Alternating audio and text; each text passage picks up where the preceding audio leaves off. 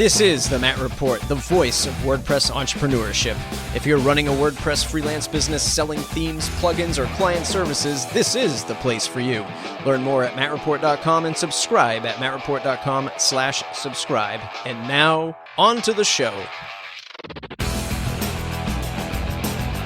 Hey everybody, welcome back to the Matt Report special episode. As always, Curtis McHale joining us for the second time on the Matt Report, here to talk to us about a whole bunch of stuff. One that was very intriguing to me is when Curtis was my second guest ever, and one of the most intriguing things was he was never looking to scale his business beyond himself. Fast forward probably about a year and a half now, and he is ready to sort of build a digital agency, right? A virtual team of folks coming together to build WordPress stuff. So it's going to be some pretty good insight as to why that changed and what he's doing to take those, to make those steps forward and to increase revenue so that he can hire people. And he's actually recently hired some folks for some administrative stuff, and we're going to learn about how he hired and what it was like to negotiate pay and some downfalls of hiring some of the wrong people.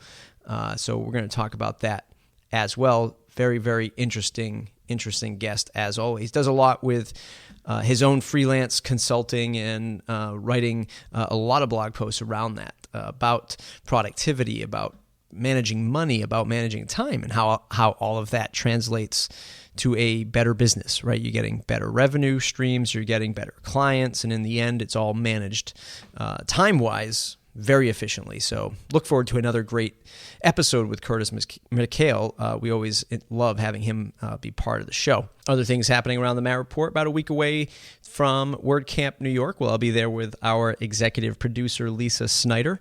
Look for a blog post that'll sort of outline where we'll be. We're going to be hopefully meeting up with other Matt Report Pro members that'll be there. So that'll be exciting to sort of meet folks face to face and sort of have a little powwow session about our WordPress businesses and see how things are going, and maybe grab some advice from others. So if you're at WordCamp New York in the first weekend of August, do look for us and look for a blog post that'll sort of outline where we'll be and where we're at. So that'll be super, super fun. Other things I have going on, we're working on a plugin that I'm looking for beta testers, and I'm only doing a closed beta round. I've blogged about it sort of in the past, and this is more about having agencies, small to medium-sized agencies or developers try to test out this plugin with us in a closed beta. So if that's you, if you're building projects and you're building clients 3,500 and above for these types of projects, I'd love to hear from you. So go ahead and reach out to me, mattreportblog@gmail.com, and you can just throw plugin in the subject line. Love to get you this closed beta plugin. I'm going to be talking more about that pretty soon. It'll just help you build a WordPress site a little bit faster, a little bit more efficiently. It really is around content and displaying content in unique ways. So I'm excited to get that out. I'm excited to talk about it a little bit more once we have it ready. But again, if you're interested in testing out this plugin, I am looking for somebody who's working on a project. And again, it's probably good for agencies or developers who are billing out $3,500 at the minimum for some kind of custom theme or site with some custom functionality and display of content. So once again, mattreportblog@gmail.com. If you want to join the newsletter where I'll be emailing you special either events or interesting articles that I find very helpful for my WordPress business, mattreport.com/subscribe. Join the mailing list right there. You'll see it. It's 4 hours of podcast a month worth millions in advice. At least that's the way I like to look at it. So again, mattreport.com/subscribe and mattreport.com/join. Join the pro membership. It helps support the site, but it's also great for folks who are just starting out or they're intermediate level of their WordPress business, and you're just looking to join a community of other like-minded WordPress entrepreneurs. Grab advice from me, grab advice from others. We do monthly mastermind calls. There's special content and all that good stuff every single month, along, of course, with the private forum for members only to sort of ask their questions and get involved with one another. You can check that out at mattreport.com/join. There's a new annual plan. For those of you that don't want to be burdened by a monthly billing, though it still is available, you can join the annual plan for a nice discount and all the offerings of the Matt Report Pro plan. So I look to see you there. Again, mattreport.com/join. And without further ado, let's get on to Curtis McHale. Hey, everybody. Welcome back to the Matt Report. As always, your host, Matt. And today I'm here with a repeat guest, Curtis McHale. Was my second guest ever on the Matt Report. And we were reminiscing about this the other day, Curtis, when I said I was stalking you on Twitter. I made you feel real comfortable, didn't I? I honestly don't even remember that now. So this time, I have still. You'll be happy to know that I still stalk you on Twitter, which is probably why you're back. Welcome to the program, sir. Good to have you back. Thanks very much. It's nice to be back. There's a lot of stuff I want to cover. There's a lot of things that have changed from the last time that you were on, which was probably over about 1.5 years ago at this point, now that we're pressing close to almost 100 episodes of the Matt Report. Where have you come since the last time we spoke with your freelance business and impending agency stuff that I've been hearing about? What's going on in the Curtis McHale world? Well, I think the biggest change is probably the year we did our interview. I managed to double my revenue, mainly by starting to read more business books, I guess I was already in the process at the last interview as well. It's been the biggest change, which has let me take a little bit more time off and given me other things to deal with, like hiring an assistant and dealing with staff, or I've outsourced a few times and dealt with that and run it well or not run it well, right? Depending on how I have done, not necessarily how the other person has done, because I've hired awesome people. That's nice. Let's talk about that for a minute now. A lot of folks who are either freelance developers or designers who are just getting into the space are probably not even anywhere near outsourcing and maybe even thinking about the business side of things. Heck, I'd love to say that this show kind of inspired you to do that, but I know I'm not going to take all the credit for that. But if you could give somebody a piece of advice about jumping into the sort of business side of things, getting their sort of life in order to double their rates and bring in more income, what would your one tip be for that person? Stop watching television at night.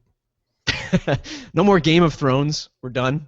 Well, coinciding what really started my year of doubling my income is we stopped watching television every night of the week. We started reading business books, and we being my wife as well, because although she is a stay-at-home mom now, she used to run like a 6-figure a month sales floor and ran that for 10 years almost, and took it to 6 figures a month from just under 6 figures to mid 6 figures. So both us reading business, talking business all the time, and being strategic instead of just letting things run around. So, but we had to give ourselves the margin or the time to be able to do that, which we did by not turning the television on at night except for on weekends. Yeah. I think advice like that is awesome, because it's the little things that you can change, right? It's like losing weight, right? Everyone's like, oh my God, I got to lose 6,500 pounds. And then you start overwhelming yourself about all the things you have to do. And then you're cutting out sugars and breads and milk and cheeses and everything. And you're down to water and, dried grass, for a week, and you're and you hate it and that doesn't work. You took on so much.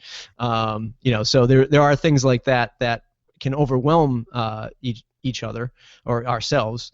But when you're reading these books and you're reading all these business books, do you ever feel like it's the same advice over and over again, or do you sort of how do you approach that by studying each book and writing an outline? Take us down that path. I take a bunch of notes. If you look back, because I've been actually writing about like what I read that month, and if you look back through my blog post after reading the book, you'll be like, oh, he talked about this out of the book and this out of the book. I think at every point you're going to find new things, even in the same old business book, right? We read one from 37 Signals called Getting Real Again as part of my mastermind group. And I read that years ago, and I read it again and was like, oh, there's a whole bunch of new things that I hadn't highlighted. And some of the highlights were still good, and some of the other ones were, some of them were not good for me now. So in rereading them, even reading similar information, because someone else presents it differently, and there'll be other things that you pick up that is interesting to you and applicable to your business as it stands right now. Nice, nice. What is your favorite business book so far? Favorite business book? I usually I say think this the one that lightning most round, but freelancers, I think the one that most freelancers or agencies should be reading is Book Yourself Solid by Michael Port, yeah, and then Get Clients Now. Those are two. Yeah, two, and I guess the third one I recommend is The Price is Right by Chris Lemma, because it's a nice like weekend read and gives you a good overview of all the pricing theory. There's much more complex books, but not that pack as much into 100 pages. Right? right. That's awesome stuff. Speaking of books, you've been doing products and stuff like that. What's going on with that? What's your approach to doing products, and why are you doing products? Well, the last book I wrote called Don't Be an Idiot, Run a Viable Business was strictly came out of last year's WordCamp.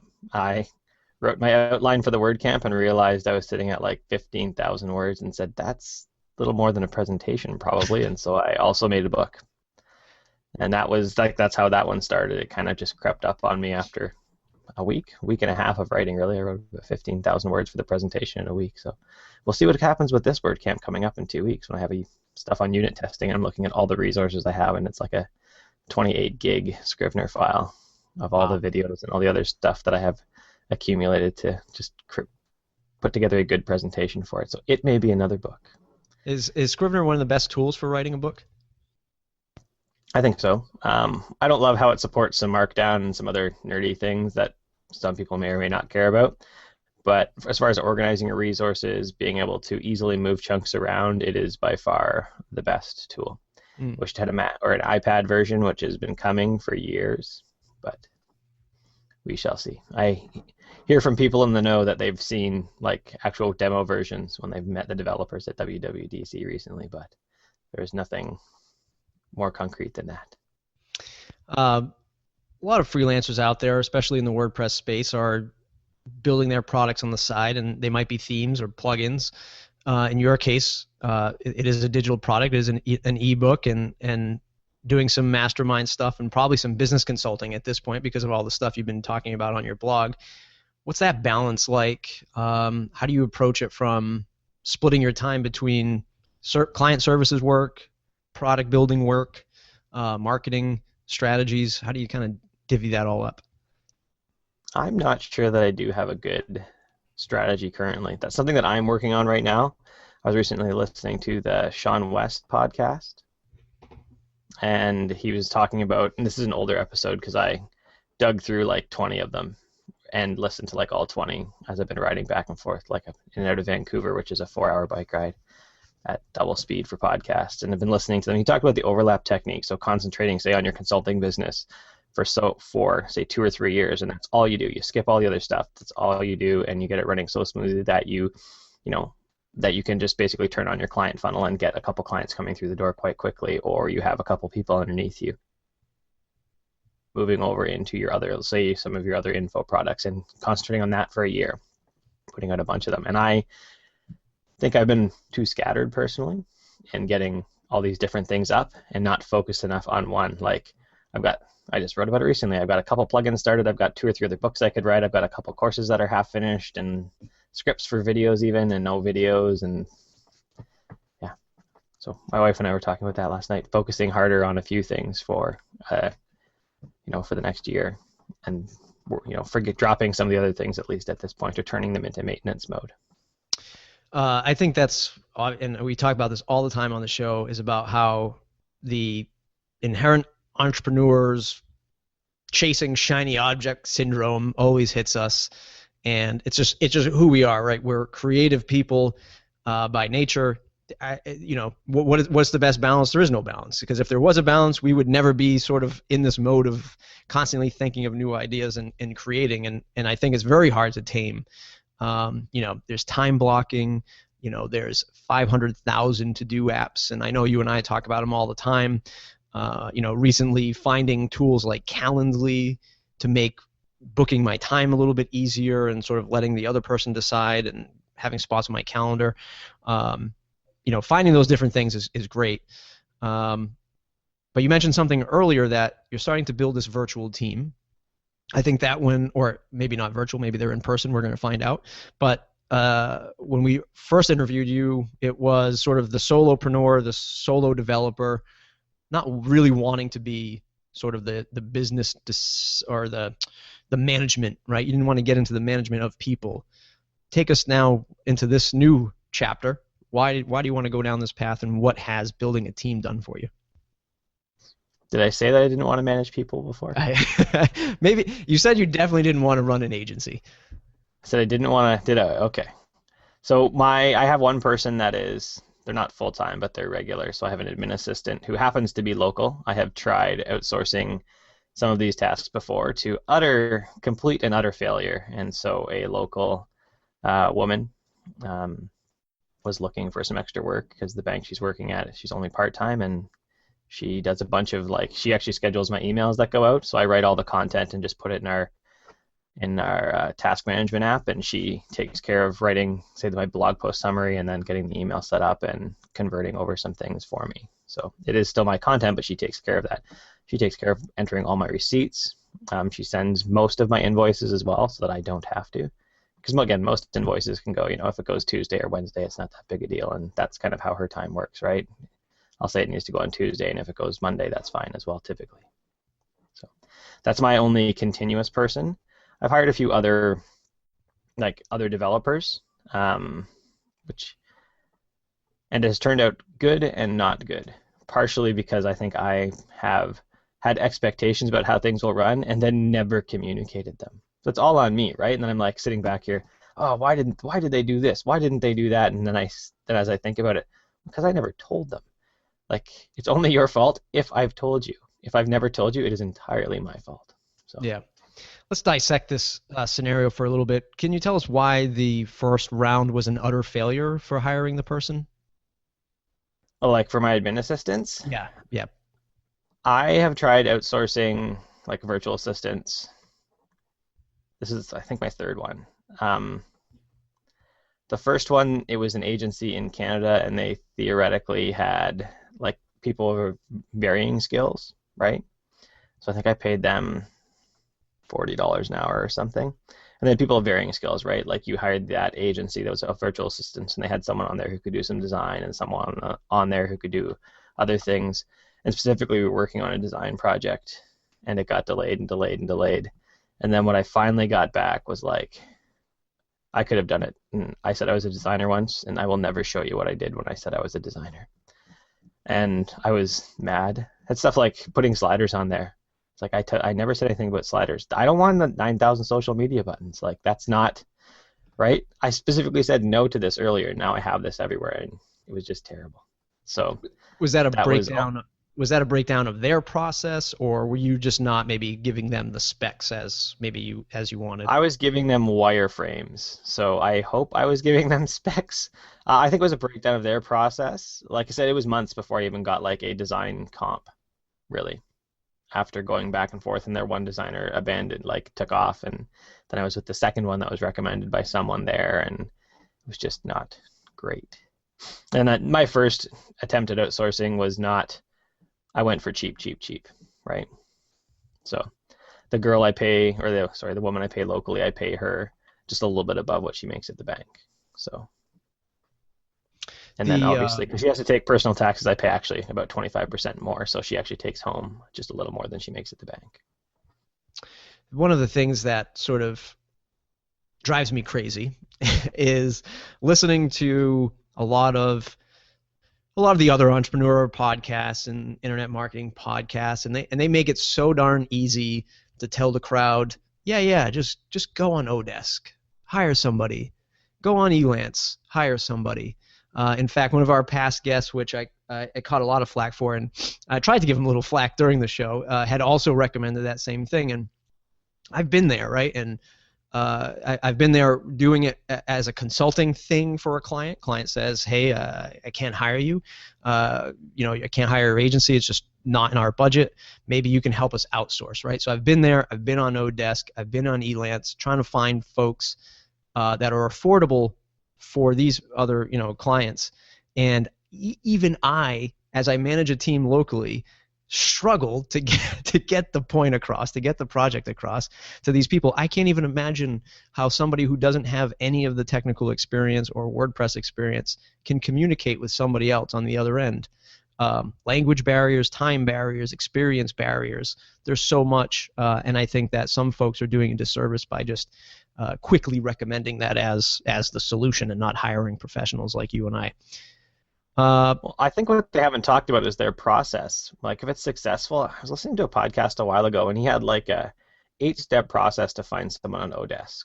And I remember listening. I don't remember but it was something like you give them like, you have your real project you want, and then you make another like small project out of it, and you give it to like 6 people, and then you basically whittle them down as you give them more and more responsibility. And by the end of the 8th project, you actually can have someone that can do your real project. And I thought about that, and I was like, yeah, that would probably work actually, because you've like continued to whittle away at who's good, right? And even finding someone, this person's really good at say the HTML, CSS, this person's good at the back end, so let's get them to do each part, right? Here's the design, give me an HTML, CSS, this guy can then plug it into WordPress. Yeah, I totally agree. And as I flip the coin, the editor or the gentleman who edits the show here, I found through oDesk, and I did the same process, right? I put it out there. I found a bunch of folks from all over the globe, and then I sort of narrowed it down to a couple gents in North America, and then specifically into my time zone because it was just so much easier for me to communicate. He does a great job. His name's Dave. I recommend him to anybody who wants somebody to edit a podcast. And if you want that information, just email me, mattreportblog@gmail.com, and I'll hook you up with Dave. Let's talk about Kurt now. Let's go from, okay, you're starting to form that virtual agency again. What's the goal? What's the vision for forming the team? I notice you might be moving into an office space. Let's talk about that. Yeah, when I say office space, I mean a room slightly larger than what I have now, because behind me is this curtain, so you don't see like my dog on the bed in the laundry basket. So it would be a room with just me. It would not be like a big agency office or anything. If you want to see Curtis's room, go back to the episode that I interviewed him, and then you will see the room. Yes, you'll see the room, although my camera was lower at the time, so you see closets and stuff. But now the dog's back there, and I know there's laundry, and there's a baby crib on the far side, and right, because I have 2 kids now in a 2-bedroom house, and my office on one side of our room. So I've been finding it harder this year to work. So office-wise, it would simply be a room, a few miles from my house, so I can ride my bike over and take it into my office and have a room. The local native band has a bunch of extra offices they just don't need, so they rent them out extremely cheap.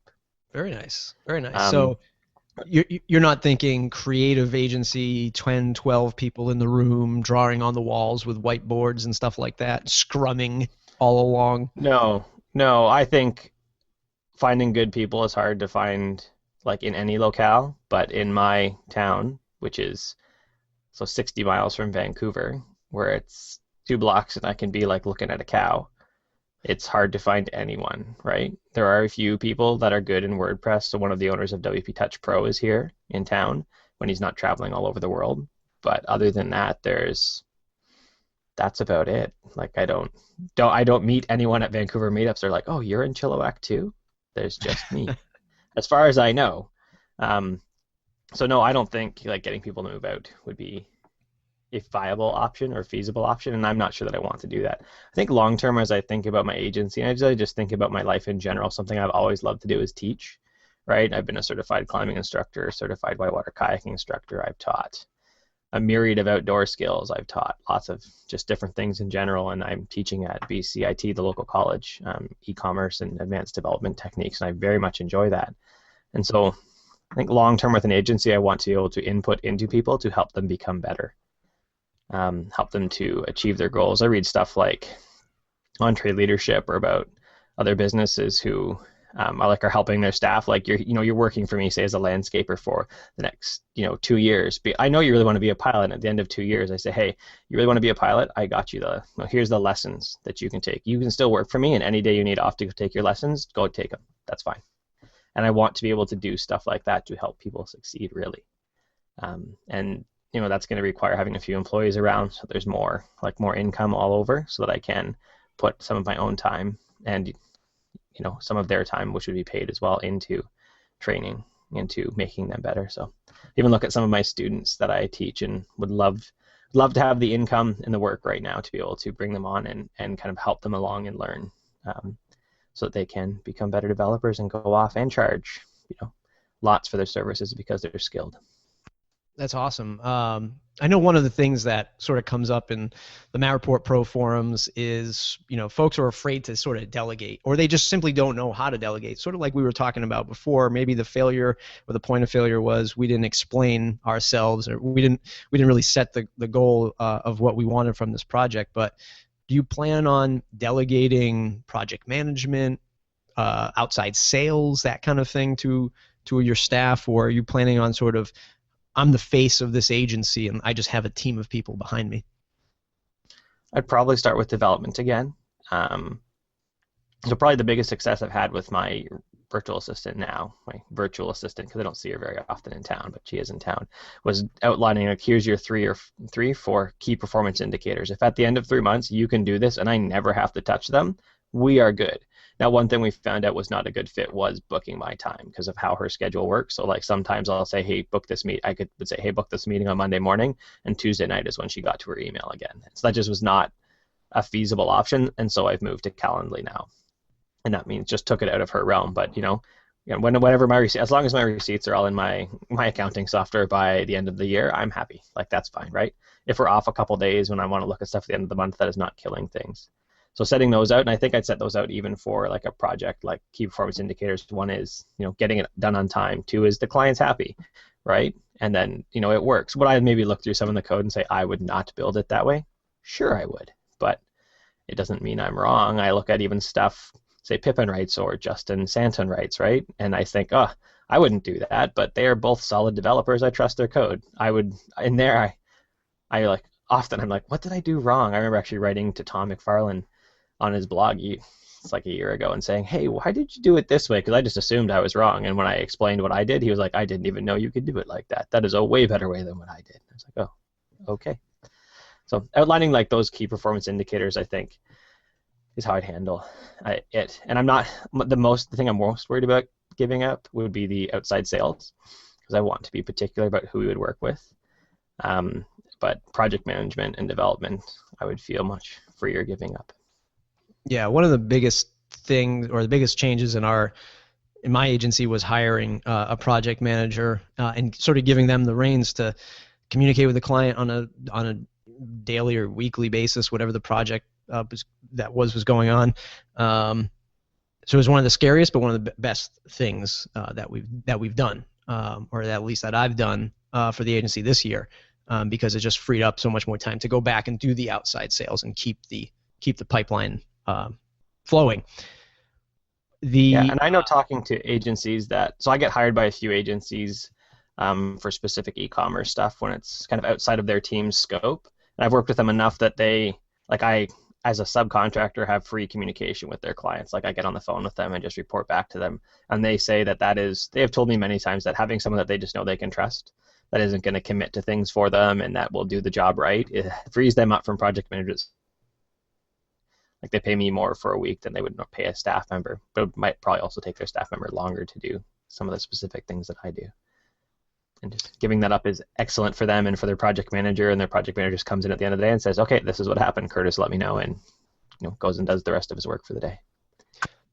Speaking to that sort of scenario where you are being hired from another agency, that's one of the things that I recommend to folks who are maybe not just starting out, but trying to find the right customer for themselves, or kind of learn what it is that should be really sort of niching down on. Any thoughts on having developers or designers sort of go out to these bigger, maybe ad agencies or just bigger agencies in general, and sort of saying, hey, look, I'm available at a lesser agency rate as long as I don't have to deal with the client? Do you think that's a good strategy for folks looking to find their way?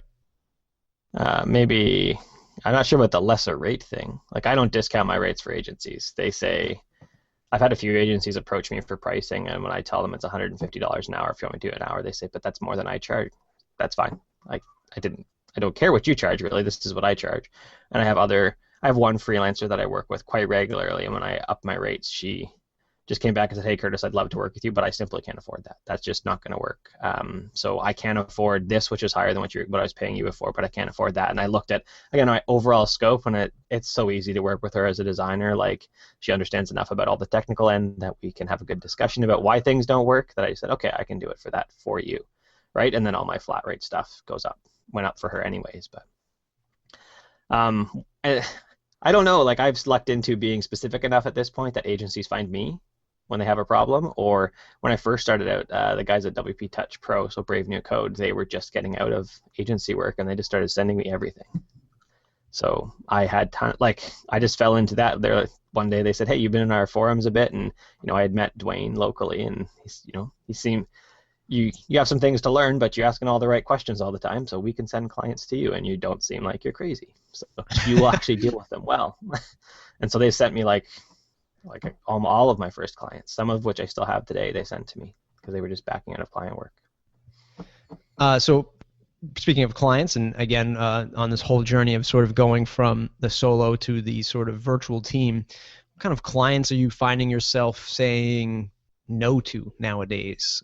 Usually that's a lot of folks are afraid to say no, but I'm pretty sure when folks start to hear your price point, they're going to say, I just can't afford it, but can you still do it for $500? How are you managing the no's, and what type of clients are you looking for today? I think what I'm looking for in a client is a client who's looking for an investment, not an expense, right? So the local barbershop I just needed my website up because someone needs to find my phone number and my hours. It's an expense for them. Whereas a lot of the clients I'm dealing with are larger than, and when they look at building, say, a new e-commerce site or a new membership or tweaking their dashboard, they're saying, we can save our sales team, 5 hours a day across 10 salespeople by having this new flow on our website where our customers can build all the products and then our sales team can come in for them, right? And now some customers are still going to call them, but they recognize they can save all this time. So this is an investment in saving money, or this is an investment because we will make more because we've increased our conversions, or because we've stopped our site from crashing, or one thing I saw was for another client was their whole deployment process was broken. Every time they went to update the site, it just crashed. Until I came in and we set up a process, and then it didn't crash at all while I was doing anything for them. And then I don't believe it is now, because the guy who picked it up is a good WordPress developer, and I just had to teach him our process. That was the only, this is how WordPress works, which is what it was with a lot of the other people. And this guy this is how we are doing it, and you may have changed it or may have not, but he was a solid developer. So it just sounds like the type of client is much more tech savvy, much more, they have an existing site. They've already been through probably iterations of designs, developments, launches, that kind of thing. They know that they have staging servers behind the scenes, and they're not just actively cowboy coding on a live site. How do folks find these sort of more technically inclined clients, or can they not level up to that point until they sort of learn themselves and get better at WordPress or coding in general? How can they find this type of client? What's your recommendation? I think you just have to put yourself out there as a certain type of developer, right? So I know a while ago I did an interview on WP Engine. I was talking about some of this deployment and other stuff, and I had a few clients basically read through that and say, we want you to work for us. And at that point I said, oh, okay. And I actually quoted them like significantly higher than what I was charging at the time, and they were just like, sure, no, not a problem, because I was the guy.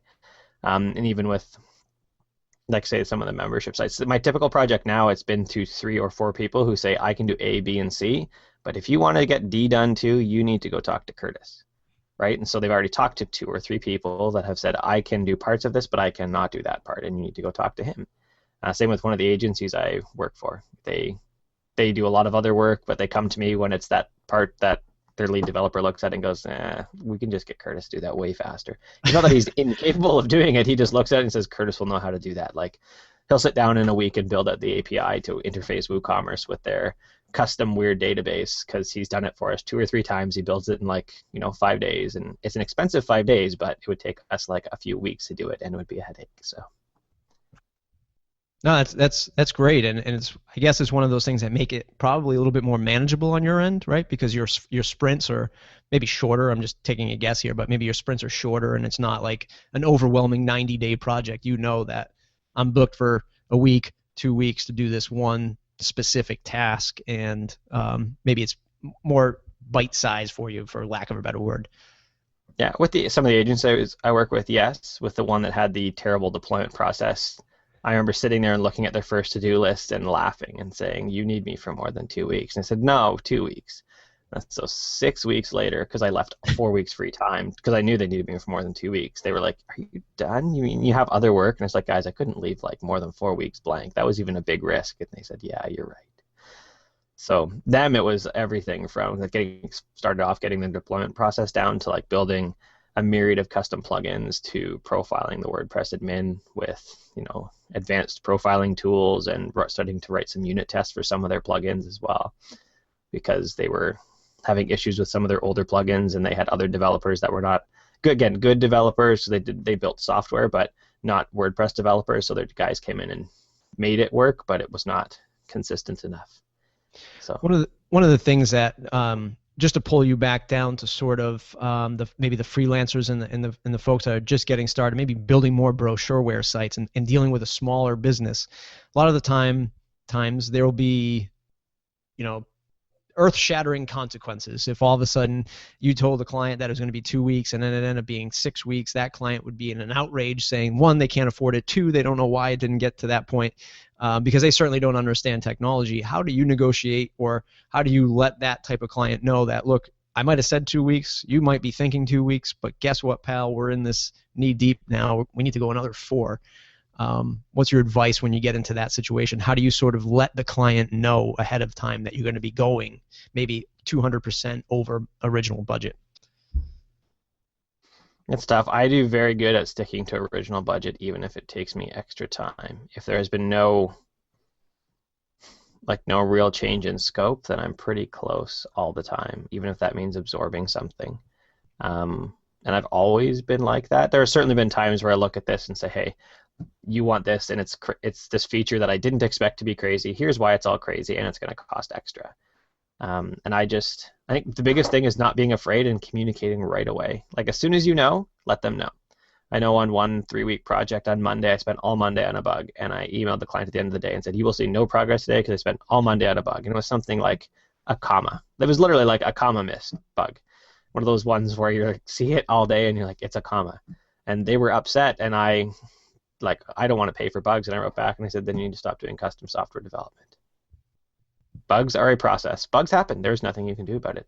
I will do my best to keep us on track, but bugs happen. If you do want no bugs and you don't want to pay for it, then stop doing custom software development, buy something off the shelf, and live with whatever it doesn't do. Because that is simply what it has to be. Now, it's harder with the smaller clients, right? That was my first project with them, but I'm doing a second project with the same guy, and we communicate quite freely. Like, if even as I write about business, he writes back and says, well, this is what I think about it. And we have even some of my back and forth blog posts on that have been like, I've written to him and then I've written it as a blog post as well. But with smaller clients, it's hard because they're not viewing it as an investment. And it's harder to even get them to transition to that, right? You don't say that barber shop. It's hard to get him to transition. Does he know how much his client is actually worth? Like, how long, when he gets a brand new client, does he know how long they stay? How much are they worth over their lifetime? He has no idea. So getting them to think about that is what you need to do. So it is an investment, right? Saying like, oh, I can bring in 10 or 15 new people to you a month because you're actually going to show up on search, right? How much is that worth to you?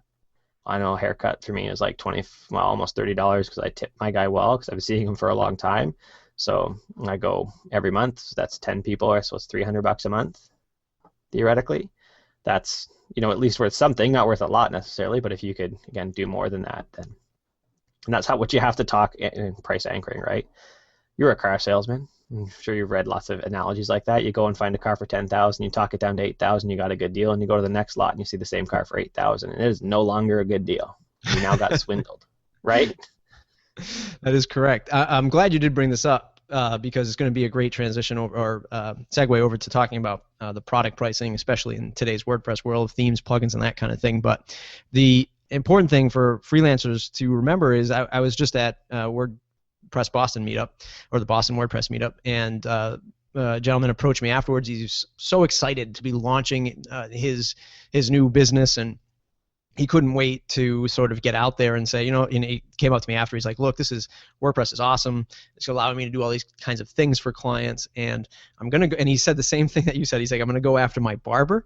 I'm going to go after these restaurants that I frequent all the time that have awful websites. My barber doesn't even have a website. And he was saying the same thing. My haircut was, I think, maybe $40 with tip and blah, blah, blah, so on and so on. And I'm like, the biggest issue here is that return on investment for that customer. They're not even going to see it. They don't understand it. They don't have the time because they're running their own business. They don't have not tracking it either, right?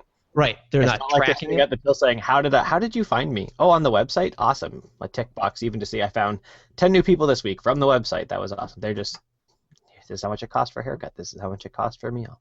Right. And especially restaurants, like everyone looks at restaurants and they think, oh God, restaurant sites are awful. Well, that's because they run on such slim margins that they can't hire, most of them anyway, can't hire folks like you and I and folks listening to the podcast because there's no room, right? You could sit there and consult with them for hours upon the month, and you could say, if you spend $5,000 with me, I can make you $15,000 over the course of the next 90 days. Guess what? They're not going to do it.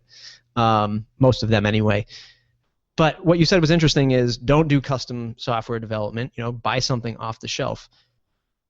Let's talk about that. Let's talk about WordPress themes and plugins and products and stuff like that. I mean, do you think that this sort of shift to charging a little bit more to get better product, is that true right now? Do you think that things are going well? Do you think prices should go up?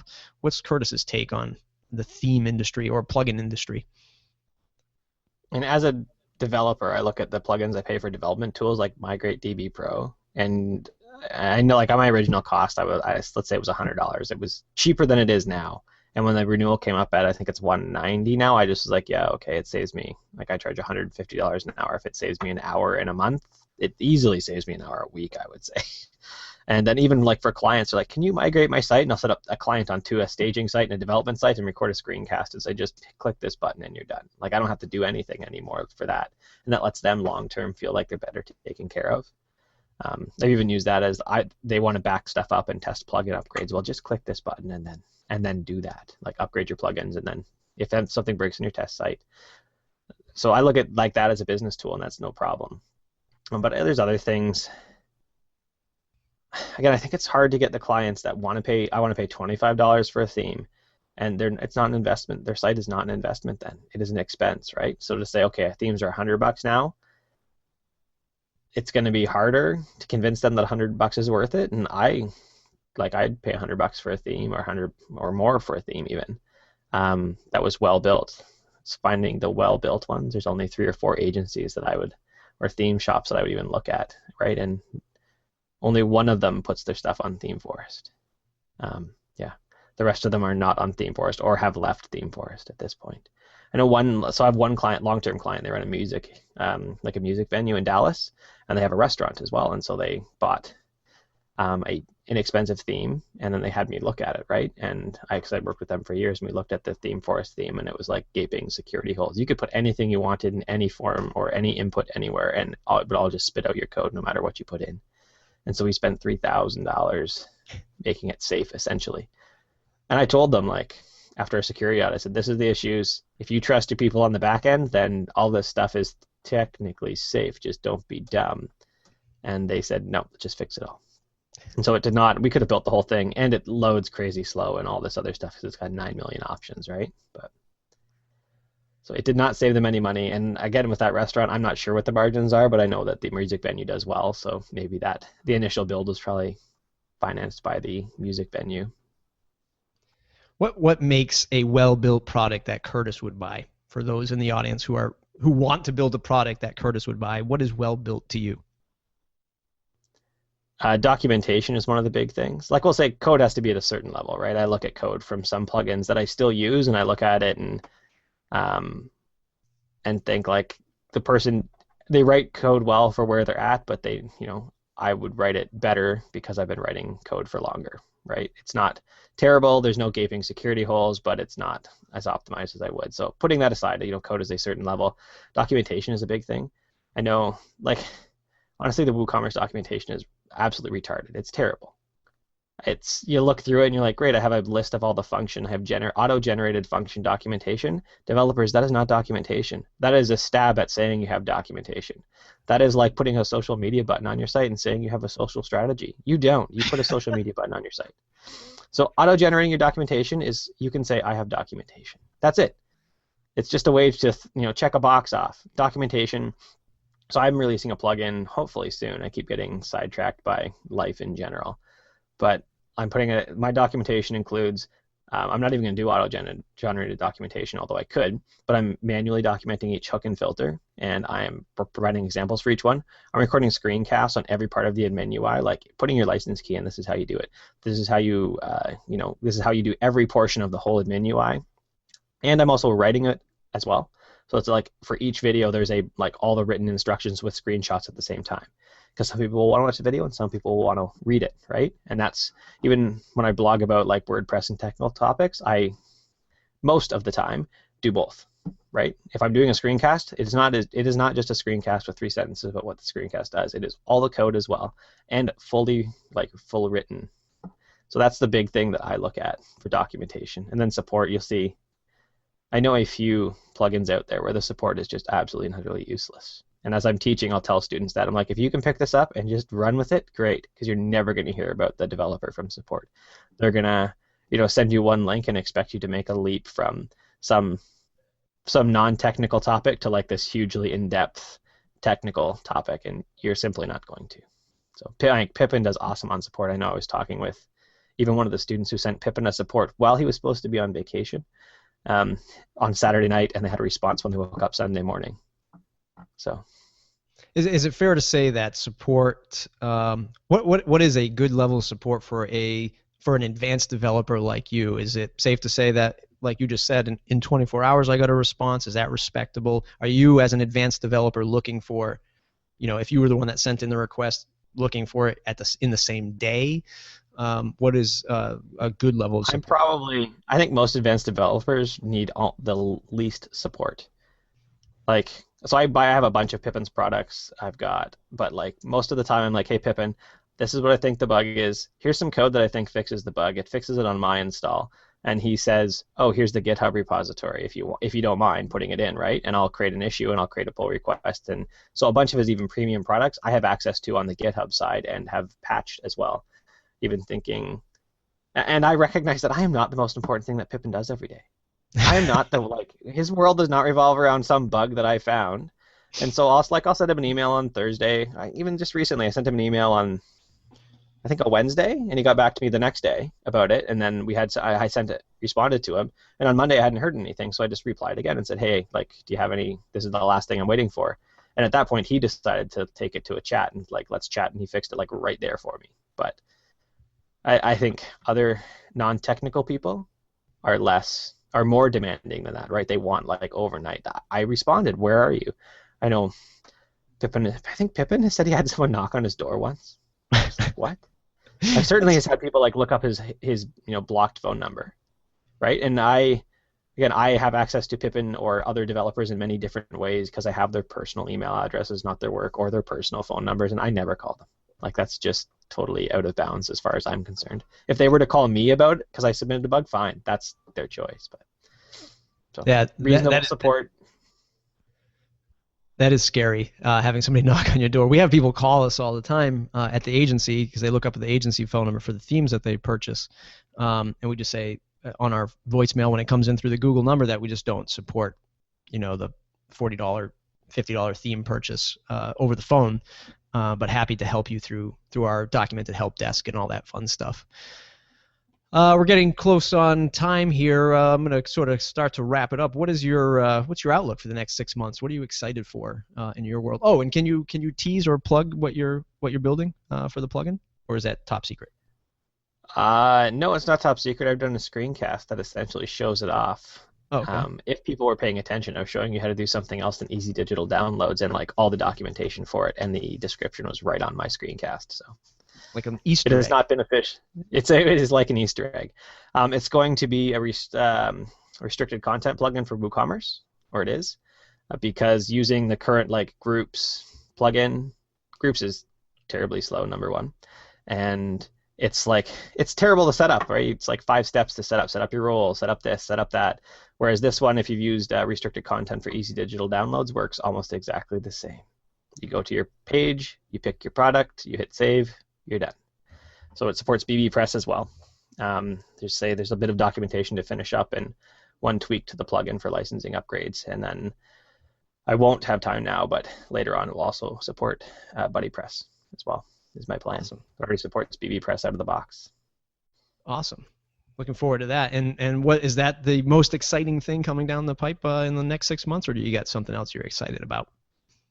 I'm going to the beach this afternoon. That's pretty exciting. There's beaches in Canada? There are beaches in Canada, although they do have igloos and snow. So, beach just means the ice is thawed enough you can hack through it quickly. That's awesome. I want to wrap up with just one final question. This is more geeky and more inside baseball, but tons of WordPress podcasts out there, and you and I have been chatting about it for a while.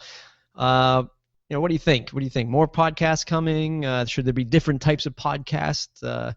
Can I hit you up for some free consulting and say what I should be doing differently for the WordPress podcast space? I think that there are lots of podcasts out there, that there are very few useful ones. And so even with this show, there are just some guests that you're always going to hit that I'm just going to look at and be like, no, not for me. And I think any interview show is going to hit that for some of their market, right? I get every episode all the time because there are still, probably 70, 80, 90%, depending on exactly what span of time I look at, that I like all the guests. So, maybe 3 in a row, I'm like, nope. But, the rest, the next for the 6 months, I like them all. I think most of the rest of the WordPress podcasts, as I've blogged about, are let's talk about drinking at the last WordCamp, let's talk about drinking at a future WordCamp, and let's talk about gossip in the middle, which I did in high school, and that was really boring then. So they are just not useful for any of my time. I have way better things to do, like massage my beard, than listen to people reminisce about drinking, gossip, and talk about drinking again. Like, it's a total waste of my time. Just trying to think. Apply Filters is great. I love the developer talk in that. And there's one other one. They just interviewed Andrew Nason, I think, was the most recent one. And they interviewed Andrew Norcross before that. And I don't remember the name. It's got a black cover and like a red, green, and blue symbol. I can certainly find the link for your show notes if you want, because it's in my pod feed over on my side. Awesome. Well, Curtis, it's been some great stuff. I had tremendous amounts of advice, as always. Again, the second interview, hoping to do many more with you. Where can folks find you on the web to say thanks? You can find my site where I write about business at curtismchale.ca, and then my agency site is sfndesign.ca.